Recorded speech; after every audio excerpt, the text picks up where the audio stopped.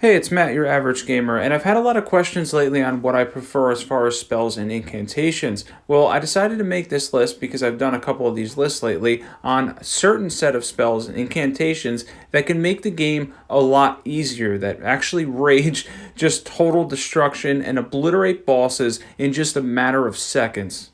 First one up is Night Comet. Now, Night Comet absolutely shreds. With the right setup and two Staves of Loss, you can get a 60% boost on Night Comet and absolutely shred. This is on New Game Plus 7 here on my mage character, and it absolutely obliterates bosses. In just a couple of hits with the right buffs and setup, Night Comet is absolute destruction. Having a 60% damage increase before any additional buffs is just crazy. It's super powerful and very easy to use, and it also has a lot of range to make it very easy. For this setup, we have two Staves of Loss for the 60% boost. You can use a Jellyfish Shield on the other one and get 50% if you can't get two. Mushroom Crown because we were proccing stuff. Graven Mask Talisman. Godfrey Icon. Magic Scorpion Charm. Ritual Swords Talisman, and then we had Fetid Pots and Boluses along with the Magic Tier as well to maximize our damage because Night Comet is highly buffable and a very, very powerful spell in Elden Ring.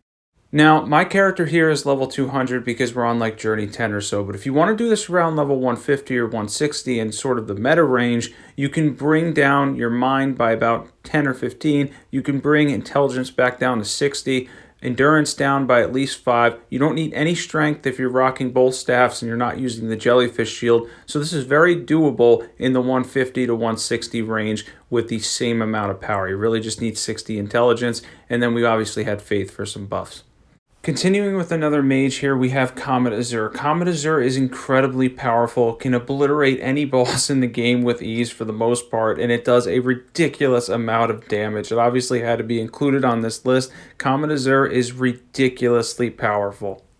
If you're ever looking for practice on Comet Azur, Mog is an excellent source of practicing it because he's usually a standing target. As he walks towards you, you can set up everything that you need like Terra Magica, drink your flask, and then completely shred him for a ridiculous amount of damage. Comet Azur has been powerful since launch and still is. It was always meant to be extremely powerful, and it is. It's a very, very, very good tool to have as a mage, and it makes life in a lot of situations a lot easier. It absolutely shreds with the right setup. Comet Azur is awesome. You can actually use it for most of the bosses in the game and absolutely cause destruction with it. It is truly amazing. Now, for the setup that I have Lusette's Staff plus 10. I have the Jellyfish Shield, the Glintstone Crown for the Comet Azur boost, Graven Mask Talisman, Graven School Talisman, Ritual Swords Talisman, Magic Scorpion Charm, and then we have the Magic Tier and the Infinite FP Tier. Next up is a favorite that never gets old, and that's Ancient Dragon Lightning Strike. Ancient Dragon Lightning Strike is still the main build that I run for the majority of the time, at least on this character, and I've had so much fun with it. Being able to one-shot the majority of bosses in the game, especially on the max scaling, is absolutely awesome. It rages complete destruction. Larger targets, it shreds entirely, and smaller targets, even with the right positioning and timing, you can obliterate them too. It really is great. Only a little bit of RNG once you get used to it. It does ridiculous amounts of damage, and it's really just crazy how much it truly does. And it is truly so powerful. Some of the bosses, the tougher bosses, like we're going to show the Fire Giant here and then Radagon and Elden Beast, some of the toughest bosses on the highest scaling in the game can be one-shot with ADLS. And not only can they be one-shot, but if you're just going for a simpler version with less buffs, you could do them in mostly 2 or 3 casts of Ancient Dragon Lightning Strike. It's incredibly powerful. It's the Comet Azur of Faith builds,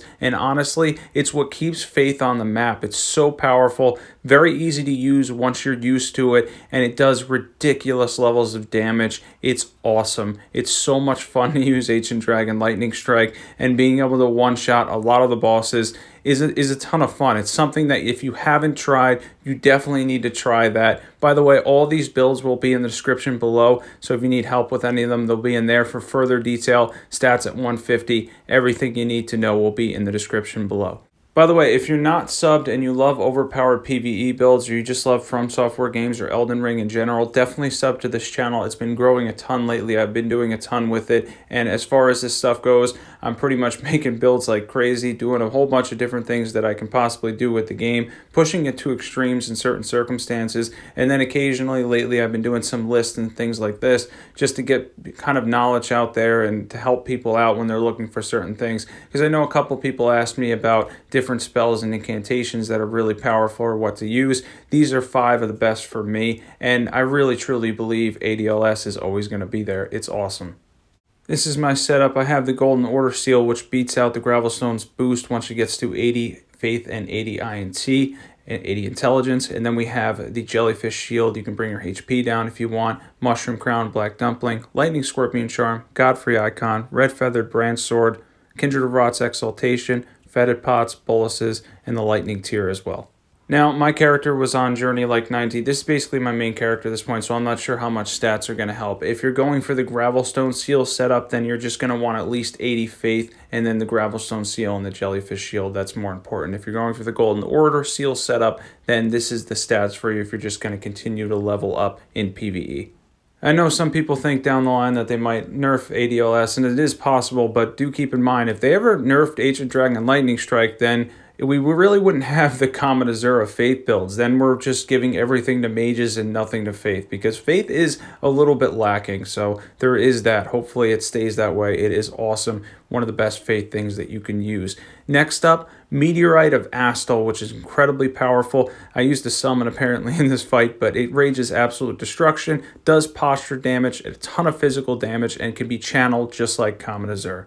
For those wondering, it's only boosted slightly by Terra Magica, not much. It's also easier to set up because of that, but it does have a wide range. It's better for larger targets, but the channeling and everything, the posture damage it does, the physical damage, it really is great. Plus, it's an opportunity to get physical damage out of being a mage, which is a little bit different than obviously everything that's going to do magic damage. So any bosses that might be resistant in that aspect, you can use things like Rock Sling, Meteorite of Astel on them to get almost purely physical damage and rage absolute destruction on them. Now for this setup, we have Lucett's Staff and then the Meteorite Staff on the opposite hand for the boost. I was using Wing of Astel as kind of like a sidearm. You can use the Jellyfish Shield too, but the Meteorite Staff I think has a better boost. It's easier to use.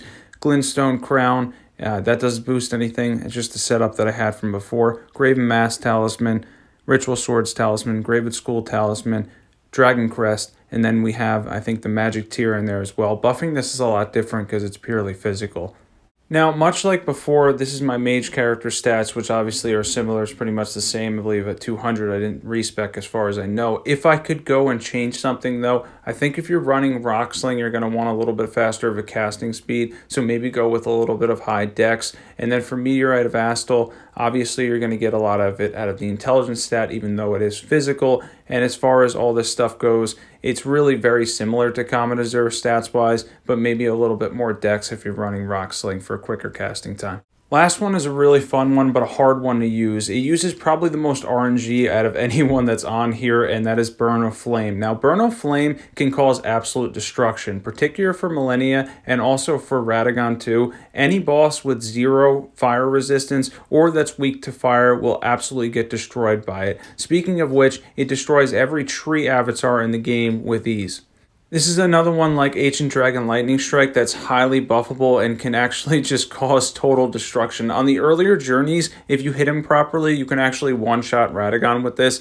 It's probably possible to one-shot Millennia on the earlier journeys with this as well. I haven't really tried to that point, but if you buff it like crazy, it probably is because it does a ton of damage to her, and I've came close in the first phase on the later journeys where she takes like 3/4 of her health from one cast. With buffs and the fact that she has 0 fire resistance, it absolutely shreds her. It shreds a lot of the bosses when used right, but again, it does have some RNG and luck to it. But even so, it has to be on this list because it's very powerful. And as you can see, it can even make some of the harder fights in the game a lot easier. Burn of Flame is another incantation on the list that absolutely had to be there. For this setup, as you can see here, we have dual giant seals because that's going to give you a 44% boost combined. And then we had the Fire Monk set just for fun. Kindred of Rot's Exaltation, Godfrey Icon, Ritual Swords Talisman, and then we have the Fire Scorpion Charm and then the Fire Tier as well. Fetid Pots and Boluses. If you want to buff this even further into extreme levels of damage and just cause absolute destruction with it, which you can do. Now for the stats here, very similar to Ancient Dragon Lightning Strike. You can actually try these builds simply by changing talismans and keeping the same stats because you're just going for high faith. You're going to go for as much faith as possible. So they're really just interchangeable. If I had a setup for Ancient Dragon Lightning Strike that was on 150, the stats would look very similar. You can pretty much just change them out by changing your talismans and your buff setup a little different. I'm using Golden Vow for everything, Howl for lightning, and then we would use Flame Grant Me Strength for Burn O Flame.